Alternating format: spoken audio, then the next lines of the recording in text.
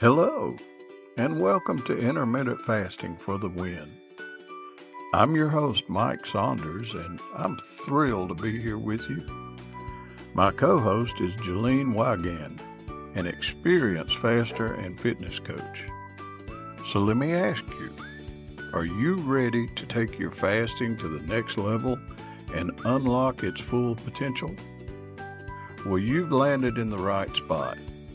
We'll be interviewing fellow fasters from all walks of life, shining a light on their progress, their struggles, and their victories.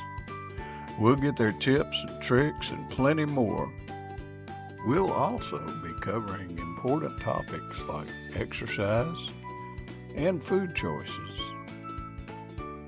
All of it is designed to help make you a winner with intermittent fasting. On today's podcast, we have Ernie and Jeannie Johnson. They're a couple that fast together, and they have a wonderful story. I think you'll enjoy it, so let's go ahead and get right into it. So I'm here today with Jeannie and Ernie Johnson, and they're a couple that both of them fast. And now I know firsthand about that because my wife and I, we fast together, but I like to interview couples, and this is the first couple that I've interviewed that both of them are fasters, and I think this is going to be a really good meeting today. Jenny, Ernie, it's so great to have you on the podcast. Great to be on. Thank you for having us. Oh, absolutely. Well, listen, really quick, let's get into it and tell me how you discovered intermittent fasting, and just give me about a 5 to 8 minute, here's where we are. Well, I would say I was the one who kind of jumped in first. I know 2008, 2009, I talked about some of my buddies, and we thought it was a lot of hooey, like most people do. I kind of discarded it, like who'd want to starve themselves, right? So fast forward back to 2021, I'm deployed in Iraq, and I'm trying to lose a little bit of weight post COVID, or actually in the middle of COVID. And one of my buddies was like, "Hey man, have you ever tried fasting?" And I'm like, "Well, that's like starving yourself, dude. I need to eat." And he gave me a little more information. He kind of comes from the school of Jason Fung, and he said he does 19.5, and it's not as hard as you think it is. And why don't you give it a try? So I went head first. Next day, I did 18. I did 18. I did 18, and I told my wife, I said, "Hey, there's this thing you might want to try. I don't know if you're open to it." And surprisingly easy. I was shocked how quickly my body started to adapt. So I told her about it because we like to do things together, support each other. It's a lot easier that way. Oh yeah. So he had been doing it about 2 weeks, and I was doing Weight Watchers at the time. I have a long diet history since the early 90s. So he told me about. I understand that. Yeah. I've done probably 15 plus diets, and they've always been just kind of a pain. And I don't stick to them very long, and I'm always looking for the next thing. So when he told me about this, I'm like, hey, why not? I haven't tried this one before. So he was doing it for a couple weeks, and I joined in and found that I just really took to it right away. I started with 14 hours, and I built up to about 18 within the first 2 or 3 weeks. Then it became like a little bit of a competition. I did 20, I did 22, I did 24. Yeah.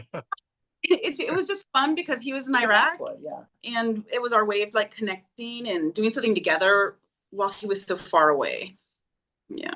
But then we losing my train of thought a little bit. I was doing it for a few months in the spring, and he was doing it, and he was losing, and I was losing, and I was the one who kind of turned him on to Jen Stevens. He didn't know about her. So what I did was started to research fasting, and I wanted books to read, and I wanted to educate myself. And all he knew about was Jason Fung. I was bored walking around that base between shifts, just kind of passing the time. Mm-hmm.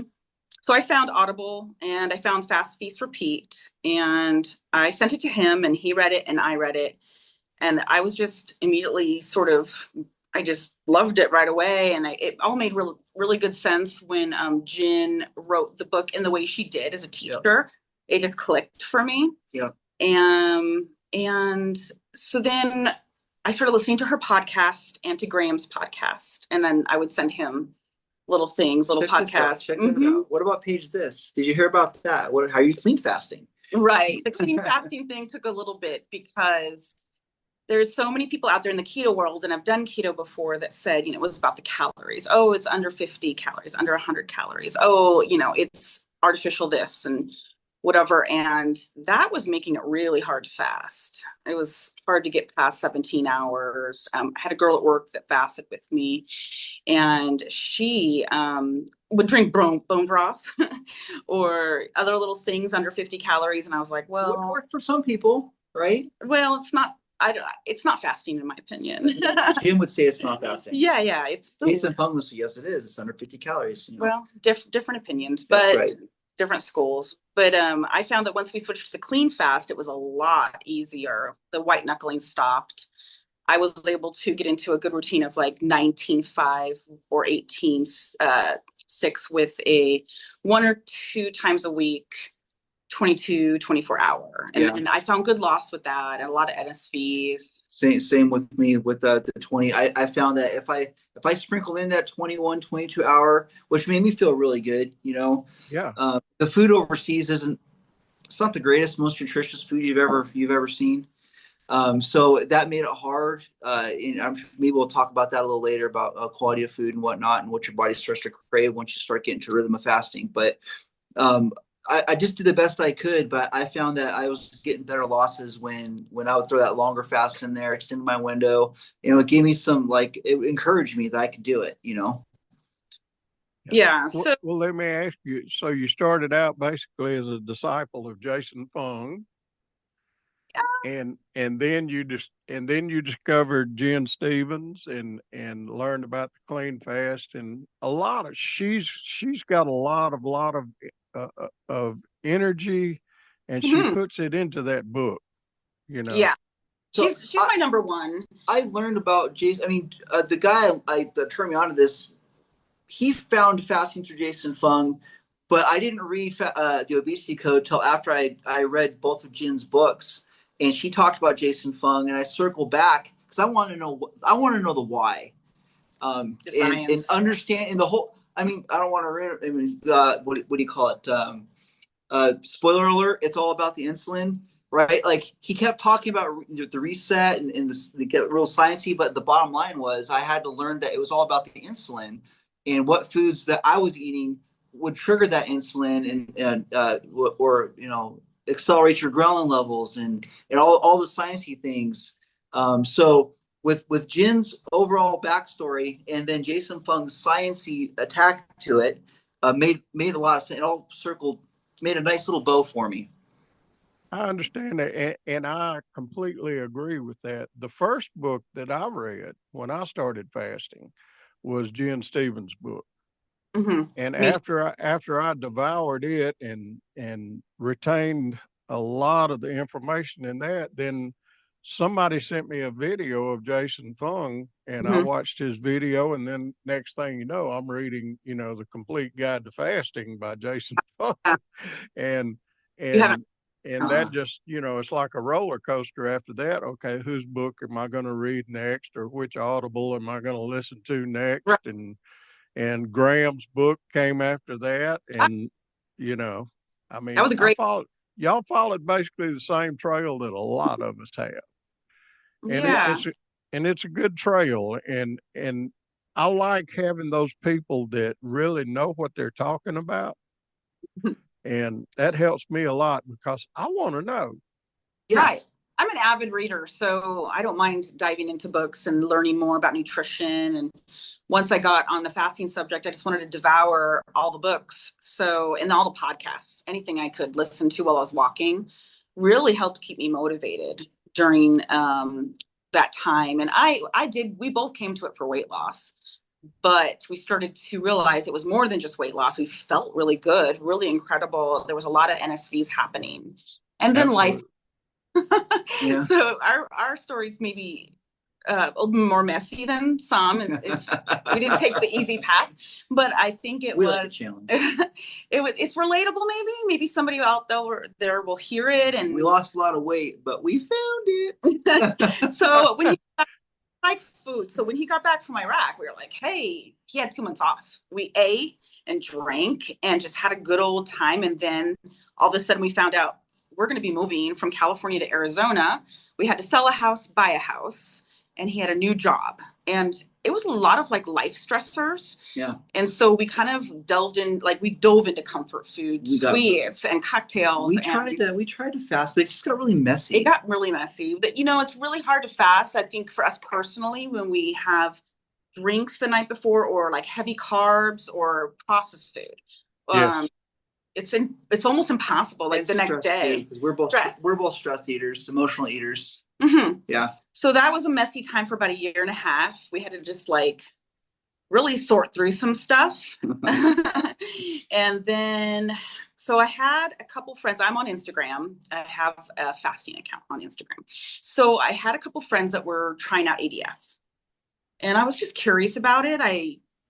Things were messy, and I'm like, well, Jen says tweak it till it's easy. So I'm going to try some different protocols, and maybe that'll snap me out of my funk. And I want to clean up what I'm eating. So a couple friends were doing ADF, and at that point, both of us we had it. We're like, okay, we need to get serious because we can't keep going on like this. Yeah, we did it once, we could do it again. Now let's get serious. So in 2023, I dabbled in a few like 36-hour fasts, and I was like, I don't know, they're okay. And he was really struggling with flipping like the metabolic switch, like getting into that fat burning through his glycogen. He was struggling at like hour 16, 17 and he wouldn't. And I was clean fasting for the record. But he was having a hard time just pushing through that uncomfortable point. Yeah, which I knew was there. I know why. I knew the why. Yeah. But I was just, had to be, keep going. And I was on Jen's community, and I was like doing some.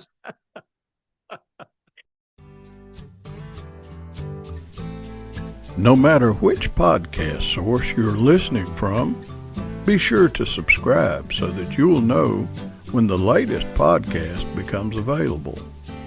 Now, back to today's podcast. And doing some This is fun. This is like when my wife and I go for our yearly physical. Oh, boy. Our little GP. She's the sweetest little thing. She's young, and she says, I want you both in here at the same time. So she booked us both, and we go in there, and she does it so we'll rat each other out. We've been married 30 years, so we have a really good banter back and forth, and a little competition and a good relationship. He's a great accountability partner, and I found a couple other really good accountability partners on Instagram. And so he decided, you know what do I have to lose? I'm going to try ADF. I'm going to try a 36-hour down day. Okay. So he did it, and he loved it. For him, I think, and you'll agree, it's like the on and off switch. Oh, yeah. With food. So I love to eat. I mean, that's how we got here, right? Right. But the glorious update, I remember our first glorious update, it was like, I don't remember food ever tasting that good. Oh, like, yeah. You hear that from a lot of people in the fasting community, where they start to extend the fast and they get more quality food, and they really start to taste the flavors. Mm-hmm. Brother, you better believe it. Yeah. So, having that glorious update and times where I hear that food noise, that's something that gets me through. You get to 2-3 o'clock in the afternoon, you're almost at the end of the day. We call it the witching hour. Yeah. It's like, okay, yeah, let's take a walk or do something. That hunger kind of comes in, and it's like, well, it's not an emergency. Let's get going, walking something. I'll just think about one more sleep. You start to think about one more sleep, and I think, do I really want that piece of pizza my son's got on the counter? or do I want that glory? Is that worth me losing the glorious update by happy coffee, a good breakfast? No, it's not. And that a lot of times pushes me. And I find in the next morning, I'm like, you know what? Maybe I can go 37, 38, 40. And sometimes I do. Mm-hmm. I would say like, yeah, you like a good 36 or 38. Yeah, the on and off switch is everything for me. Mm-hmm. Yeah. I was really struggling to find some, like we were tweaking and trying to figure it out. And then once ADF came in, he did it for a couple of weeks. I started on it and we just got really good results and we felt really good. Yeah. I had a bit of a struggle, like learning how to eat breakfast or like the whole day of eating as opposed to like 4 hours. The whole facade of break fast. Yeah. But listen, I have looked at the pictures that you sent me. And I mean, my gosh, you can tell just by the pictures, the inflammation in your face, everything. You guys are in so much better shape than you were years ago, I really, we were leaning towards, like we were insulin resistant. Signs of it, and then ADF with the metabolic boost and the down day and dipping deeper into the glycogen in your fat stores just really was like a game changer for us. 100%. And I have 2 good accountability partners on Instagram, and I have one that I go to for any question, anytime, Roxy. We talk, like, she's a great resource. Okay. Yeah. Well, let me ask you, just as between the two of you, what about your biomarkers, your A1C and stuff like that? How, I get a laugh out of that one, huh?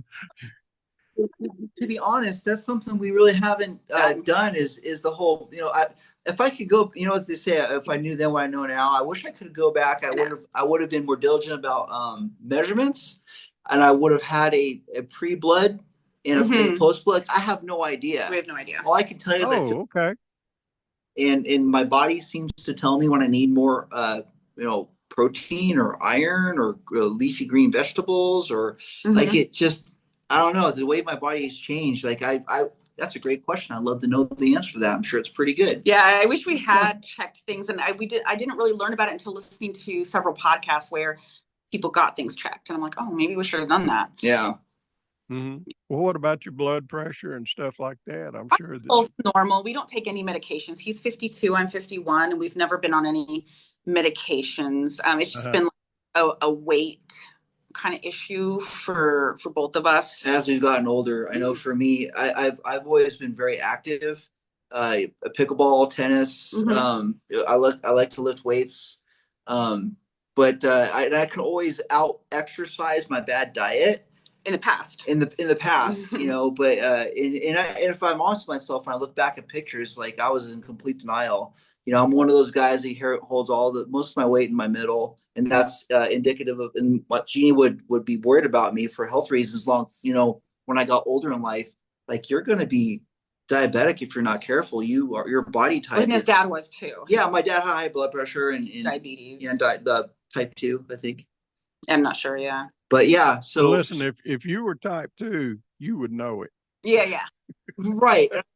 My primary care for a while, she was concerned. She actually had me stick my finger, and you had pre-markers. Right, but my blood work at that time was good. Like there was that little sensor that tells you it was nowhere near the number, so I knew I was good. But I was trending. And you had gout. Oh yeah, which is much better now. Yeah, that's an NSV. We didn't talk about that. We forgot about that. Listen, out of everything, what's your favorite non-scale victory, Jeannie? Oh gosh, mental clarity, and the energy that you get while fasting, the reduction in inflammation, the freedom, the food freedom. Like before, when I was doing Weight Watchers, calorie counting. I would skip social events because I'd be like, oh gosh, I just lost a pound this week. I don't want to put it back on, and I don't want to track what's at this party. And I would skip out of things. I was missing out on life. So I would say, confidence too. I feel a lot more confident. I would say number 1. Oh gosh, I'm gonna have to go 1 and 1A because of gout. Definitely the gout thing. I mean, my body tells me I'm way more in tune with what I feel and how things affect me. So that's definitely 1. And I would say a myth is also NSV. and I wasn't sure because like I said, I'm so active. Like, could I still lift? Could I still do events? Can I, do all the things I used to do? Starving myself, as they say, right? I could not believe how much more effective my workouts got. Like if I go out and play 2-3 hours of pickleball hard, I It's didn't lack for amazing. energy. So a lot of active people are afraid of fasting because they feel like, well, you're trained, conditioned your whole life. You have to fuel the body before you work out. Pre-workout, That is post-workout. such bull. It's something that the Yes. establishment programmed us. And Listen. I work out with a bunch of guys. I'm the oldest one in the bunch. I'm 73. Just had this birthday. And there's a 68-year-old, a 57-year-old, anywhere between, there's 4 or 5 of us. We all work out in the mornings, and I'll go in there on an empty stomach and just work circles around every one of them because they're sluggish from having eaten this. Oh, I got to have so much protein, before I can work. No, you don't. We would get acid reflux and Oh, like goodness. uncomfortable bowling ball in your belly kind of feeling. We now on weekends we'll go hiking at 36 hours. We'll go on 5-mile hikes and we feel fantastic. I did that 36 hours fasted. Like, what? It feels amazing. Yeah, it does. It really does. It's very empowering. Let me ask you a question.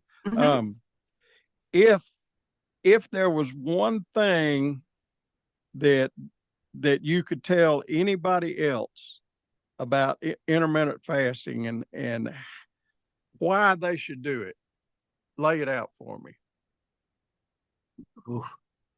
Well, like I already kind of cheated a little bit. Don't think your body's not starving itself. It's giving your body a chance to rest and recover and get into a place where it's functioning at its optimal level.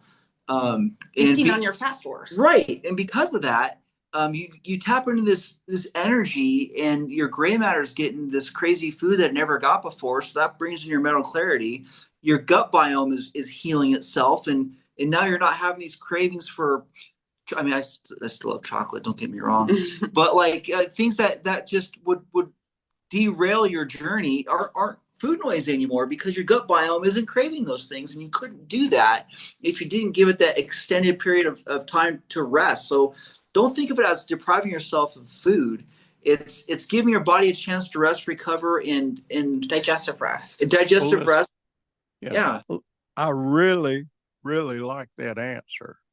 And the reason that I like that is because I can tell by that answer that you not only have lived the life, you've done your research. We both have. Thirst for knowledge. And that's the thing that I recommend. If somebody says, I want to try intermittent fasting, the first thing I'm going to tell them, hey, Jen Stevens. I tell them, fast, repeat, and listen to the podcast. Or Jason Funk, which I don't care if it's Graham Curry's book. I don't care if it's my book. Read somebody's book. Right. And you'll get your questions answered. What's crazy? Like fasting is like Fight Club. Like, you don't talk about Fight Club. It's amazing when you start talking about fasting. It slips, and someone's like, "You fast too?" I fast, and that guy fasts. Our tax lady. There's so many people out there who do it, but they don't talk about it because there is that judgmental people out there that are like, "Hey, you're starving yourself. You're gonna die. You need all the things." It's amazing how big this community really is. Yeah. When I went back to my GP, and I had lost like 40 something pounds. Okay. That's awesome. And I was, lost a lot more than that. But when I went at that time, it was around 40 pounds. And I stepped up on the scale, and the little nurse, her nurse said, "Ooh, I could tell when you walk down the hall, you've lost weight, but now I really see it." She said, "What are you doing to lose weight?" And I said, took a deep breath and said, "I've been doing intermittent fasting." She said, "Isn't it great? That's what I do too." Yep. That's awesome. And then I walk in there and I tell my doctor what I'm doing, and she says, "Keep up the good work."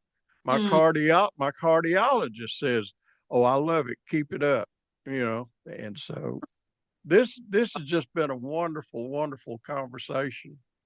You two guys are inspiring, and I hope that your story inspires somebody out there. Give me about a 1 minute goodbye. Thanks for listening. Goodbye. Thanks for having us. I think that's what, everyone goes through the journey, and don't, just because you have something happen in your life that may derail you, it's a marathon, not a sprint. Mm-hmm. So we've been messy as heck. And we've had life things happen. And life happens, and that's okay. Yes, it does. Fasting's a lifestyle. You can get right back on it. I sincerely hope that people you can get right back on it. Don't be discouraged. Keep with the process. It's tried and true. It works, and you're going to be better off for it. Mm-hmm. And I hope we do help somebody, sincerely. I'm sure you have. I'm sure you have, and I'm sure you will, because I'm sure this podcast is going to be played many times over the next few years. Thank you guys so much for being here. Thank you. All right. Bye-bye. Bye.